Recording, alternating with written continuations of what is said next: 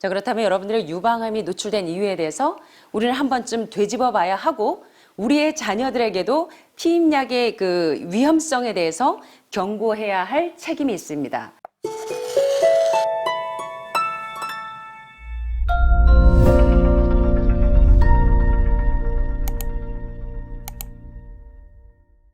자, 이번 시간에도 이 제목에서 보시면 알겠지만 유방암뿐만 아니라 난소암, 자궁암, 자궁경부암과 같은 부인병 종양에 있어서 여러분들이 쉽게 사용하셨던 피임약이라든가 또는 갱년기 치료제로서 활용되었던 호르몬 대체 치료요법, 이런 것들이 과연 여러분들이 알고 계시는 것처럼 여러분 그 회춘약이라고 하죠.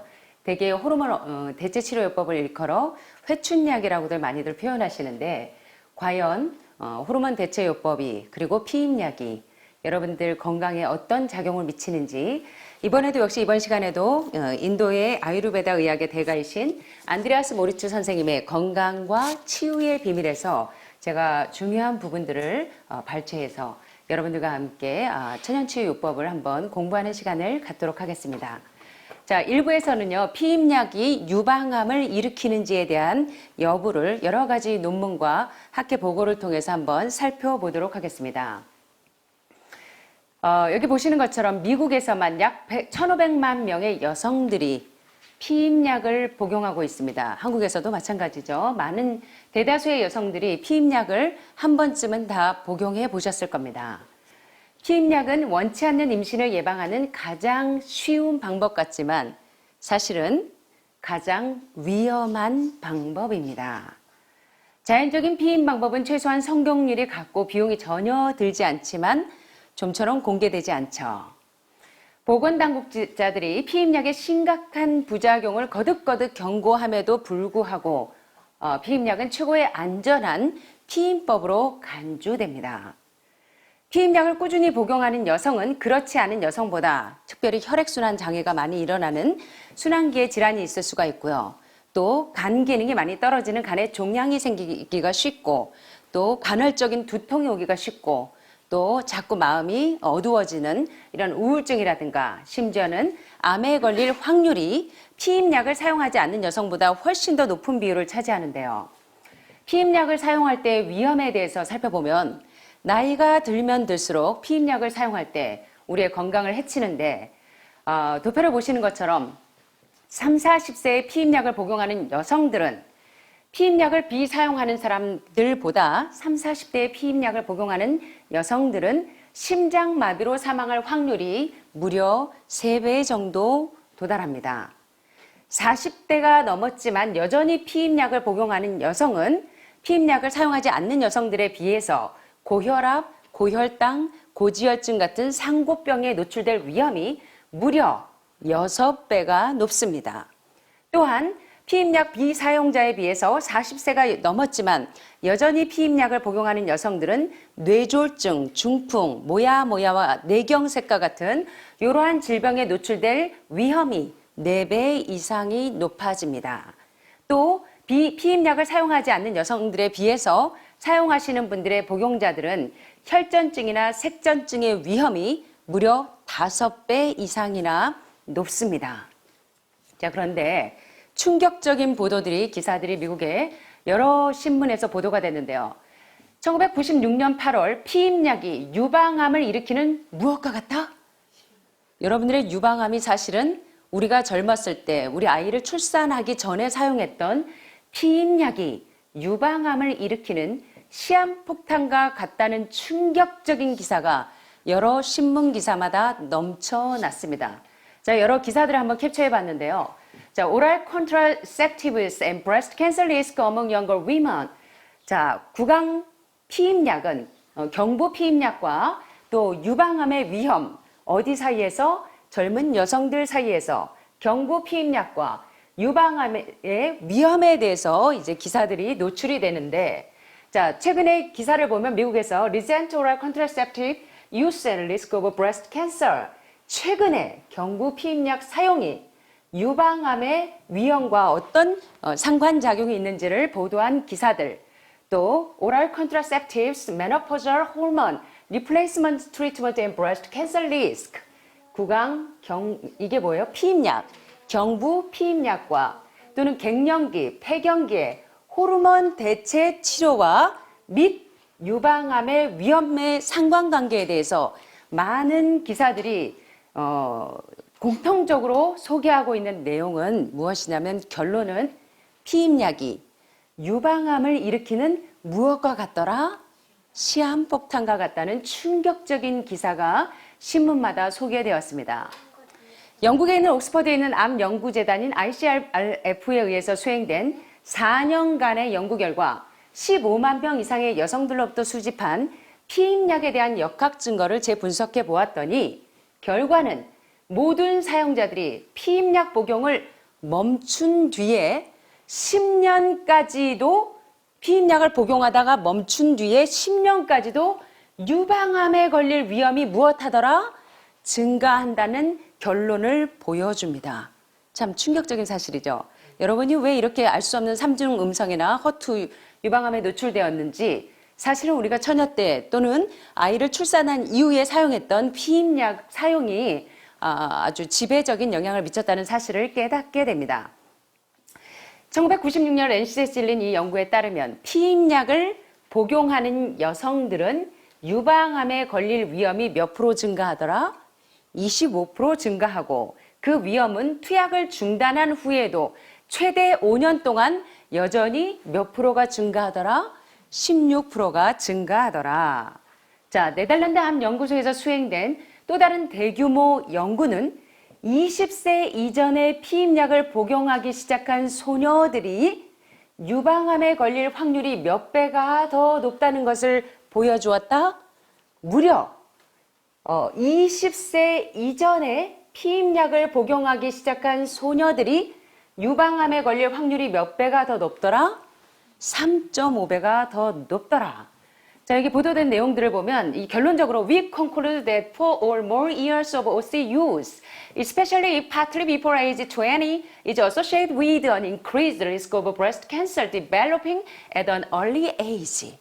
보도의 결론은 뭐냐면 네덜란드 암 연구에서 수행된 그 연구, 대단히 대규모 연구 결과는 우리는 무엇한다? 결론 짓는데 무엇이야를, 대디야를 4년이나 그 이상 기간 동안 OC는 뭐냐면 오랄 컨트라셉티브, 경구 피임약을 사용했을 때 몇 년 동안? 4년이나 그 이상 동안 경구 피임약을 사용했을 때 특별히 언제? 20세 이전에 경구 피임약을 4년이나 그 이상 기간 동안 사용했을 때 무엇과 관련이 있고 연관이 있냐면 보니까 언제요? At an early age, 조기에 유방암, breast cancer 성장, 유방암을 성장시키고 촉진시키는 위험을 증가시키는 것과 무엇이 있더라? 관련이 있더라. 뭐가요? 20세 이전에, 여기 보시니까 20세 이전에 4년이나 그 이상 동안 경구 피임약을 사용한 사람들은 무엇과 연관이 있고 관련이 있냐면 조기에 유방암이 발병하는 위험 증가와 관련이 있더라. 이건 굉장히 중요한 학회보고입니다. 자, 여기 보시는 것처럼 만 36세 이상의 여성 중에 4년 미만 동안 피임약을 복용한 경우에 유방암 발병 위험이 몇 프로나 증가하더라? 40%나 증가했고요. 매우 걱정스러운 점은 유방암에 걸린 36세 미만의 여성들 중에 몇 프로가 여러분? 97%가 대다수가요. 언제? 짧은 기간이라도 인생의 어느 시점에 피임약을 복용했다는 사실입니다. 자, 그렇다면 여러분들의 유방암이 노출된 이유에 대해서 우리는 한 번쯤 되짚어 봐야 하고 우리의 자녀들에게도 피임약의 그 위험성에 대해서 경고해야 할 책임이 있습니다. 이것은 많은 여성들이 피임약을 복용하는 것이 계속적인 유방암 대유행의 원인인가라는 의문을 제기하게 만듭니다. 이거 상당히 심각한 얘기죠. 자, 여기 보시는 것처럼 많은 여성들이 피임약을 복용하는 것이 유방암이 계속적으로 생기는 이유가 뭐라고 지금 진단할 수 있다는 것입니까? 피임약을 복용하는 것이 계속적인 유방암 대유행의 원인인가라는 진단을 해봐야 할지 모른다는 것입니다. 자, 호르몬 치료와 피임약 분야에서 가장 경험이 많은 영국 역학학자 클린 맥퍼슨은 중요한 연구 결과를 보도합니다. 인생의 초반부터 장기간 피임약을 복용한 4명 중에 1명이 무엇으로 인생을 마칠 것이다? 무엇으로? 유방암으로 인생을 마칠 것이다. 어떻게 해요? 인생 초반부터 장기간 피임약을 복용한 4명 중 1명이 유방암으로 생을 마칠 것이라고 추정합니다. 또 맥퍼슨은 1996년 9월에 끝난 또 다른 피임약 연구는 인생의 어느 때든지 피임약을 복용한 경험이 있는 여성이 자궁경부암에 걸릴 확률이 몇 프로나 증가하더라? 60%나 증가하더라. 아마 여러분 가운데 대다수는 피임약이나 또는 루프나 이런 것들을 한번 사용해 보셨을 겁니다. 우리 계속적으로 한번 보겠습니다. 자, 10대에 딸이 있고 또 자궁경부암으로부터 딸을 보호하기 위해서 예방접종을 생각한다면 2007년 5월 19일자 뉴 잉글랜드 의학저널에 이러한 결과를 고려하게 되시기를 바랍니다. 여러분 아시는 것처럼 자궁경부암 백신인 가다실에 대한 새로운 정보가 있는데요. 가다실은 인도유종 바이러스인 HPV 자궁경부암 백신인데 이 가다실이 어떤 효능을 하는가 한번 짧게 지나가 보겠습니다. 가다실은 인도유종 바이러스의 2가지 변종에 의한 감염을 100% 가까이 막을 수 있지만 자궁경부암 전구체 발생률은 17%만 줄여줍니다. 가다실은 특정 변종만 차단하기 때문에 다른 종류의 인도유종 바이러스가 번성할 수 있습니다. 그런데 백신 제조업체인 머크는 이 백신이 인도유종 바이러스에 의한 암 전 변병수를 감소시킨다고 말합니다. 하지만 일부에서 머크의 연구가 백신의 효능을 증명할 만큼 길지 않았다고 지적합니다. 발병하는 데 수십 년이 걸릴 수 있는 질병을 조사했음에도 불구하고 백신 연구는 3년밖에 지속되지 않았습니다. 미국에 있는 오하이오주는 현재 이 백신 접종을 의무화하는 것을 고려하고 있습니다. 그래서 저희가 이 백신 접종에 대해서 또 아이들의 예방 접종에 대해서 인도 아유르베다 의학에서 예방의학에서 이야기하는 권면에 대해서 여러분들이 한 번쯤은 눈을 뜨셨으면 좋겠습니다. 자, 피임약으로 유방암을 발병시킬 위험이 더 크다. 뭐보다? 피임약을 사용함으로 자궁내막암이나 난소암으로부터 여성을 보호하는 이점보다 피임약을 사용함으로 인해서 유방암을 발병시킬 위험이 더 작다, 더 크다. 더 크다는 사실을 숙지하게 되시기를 바랍니다. 어쨌든 다른 종류의 치명적인 암을 예방하기 위해서 또 다른 종류의 치명적인 암을 감수하는 것은 매우 의심스러운 결론이라는 사실. 그래서 3대 빅3 처치인 여러분들이 암에 노출되었을 때 항암, 방사선 수술과 같은 3대 빅3 처치에 대해서 여러분들이 한 개의 암세포를 제거하기 위해서 다른 곳에 암의 위치와 형태만 바꾸어줄 뿐인 3대 처치에 대해서 3대 현대요법에 대해서 여러분들이 눈을 뜨시게 되기를 간절히 바랍니다. 그래서 한 종류의 암을 예방하기 위해서 암세포 한 마리를 잡기 위해서 초가상간을 다 태우는 그런 행위에 대해서 우리가 한 번쯤 자각하시게 되기를 간절히 바랍니다. 그래서 피임약은 유방암과 다른 질병들을 유발하기 때문에 아주 위험하고 그렇기 때문에 이 피임약에 대해서 전혀 경각심을 가지고 계시지 못한 여성들에게는 사실은 피임약 사용을 하지 말도록 권고해야 할 것을 당부하고 계시는 겁니다. 자, 그래서 피임약이 얼마나 유방암과 상관관계를 가지고 있는지를 보았는데요. 자, 그렇다면 여러분들이 이제 아이들을 다 출산하고 난 이후에 남편분들이 정관수술을 하시는 경우도 있을 거고 또 콘돔을 사용하시는 분들도 있을 건데요. 자, 여성분들이 주로 많이 하시는 대처요법이 바로 코일이나 루프라고 하는 자궁내 장치 사용하시는 분들이 많은데 제가 공교롭게도 요양원을 한 25년 저희가 운영하면서 느끼는 게 뭐냐면 루프를 끼신 여성들 치고 이 골반에 염증이 없는 분들이 거의 없는 사실을 깨닫게 됩니다. 그리고 자궁암이나 난소암에 노출된 여성들 대부분이 루프를 오랫동안 장착하셨던 여성들인 공통점을 발견하게 되었습니다. 자, 그래서 저는 안드레아스 모리츠 선생님의 의견에 또 아유르베다 의학에서 이야기하는 이런 의견에 한편 많이 동감을 하고 있습니다. 자, 코일이나 루프라고 하는 자궁내 장치 역시 안전한 피임 방법이 아닙니다. 요 IUD라고 하는 루프 같은 자궁 내 장치는 여러 부작용이 있는데요.